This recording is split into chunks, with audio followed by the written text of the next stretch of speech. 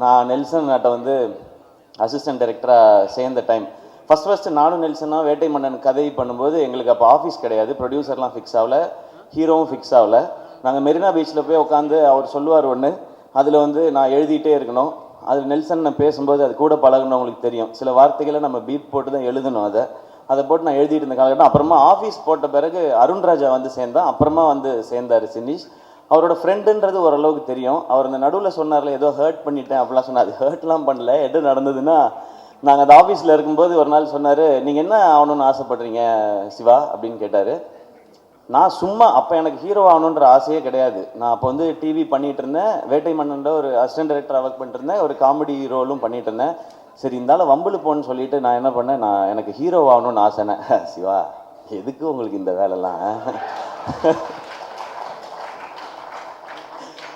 நீங்கள் உங்களுக்கு இந்த டைமிங் நல்லா வருது, அதனால அப்படியே அந்த சைடில் காமெடி ரோல் இந்த மாதிரி ஏதாவது ஒன்று ஆசைப்பட்டீங்கன்னா ஓகே. நான் சும்மா இல்லாமல் ஏன் நாங்கள்லாம் ஆகக்கூடாது பாருங்க, தேவையில்லாத வேலை பார்க்குறீங்க நீங்கள். சரி விடுவார்னு பார்த்தா விட மாட்டேறாங்க. எங்களுக்கு லஞ்ச் பிரேக் விட்ட பிறகு சிவா இந்த ஹீரோலாம் உங்களுக்கு வேணாம், உங்களுக்கு செட் ஆகாது நீங்கள் திரும்ப சொல்லிவிட்டு அதை நான் மறந்தே போயிட்டேன்.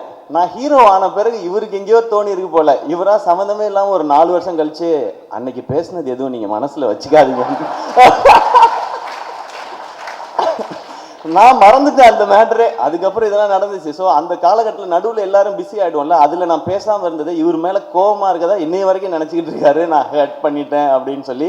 நீங்கள் ஹர்ட்லாம் பண்ணல, அப்போ எனக்கே ஐடியா. அப்போ ஆக்சுவலாக நடுவில் என்ன சொன்னார்னா, சும்மா இல்லாமல் நீங்கள் எல்லாம் ஹீரோ ஆகக்கூடாது சிவா, நம்ம டான்ஸ் சதீஷ் இருக்கான் பார்த்தீங்களா, அவன் தான் ஹீரோ ஆகணும், நீங்கள் அவங்க கூட காமெடி நான் நடிகன்னு சம்மந்தமே இல்லாமல் அவரெல்லாம் கோர்த்து விட்டு இதுக்குள்ள இந்த மாதிரி ஓப்பனாக பேசுவாப்புல. அதனால பல பேர்கிட்ட பிரச்சனையாக இருக்குது, பஞ்சாயத்தாக இருக்குது, நிறையா இருக்குது, இன்னமும் ஆகிட்டே தான் இருக்குது.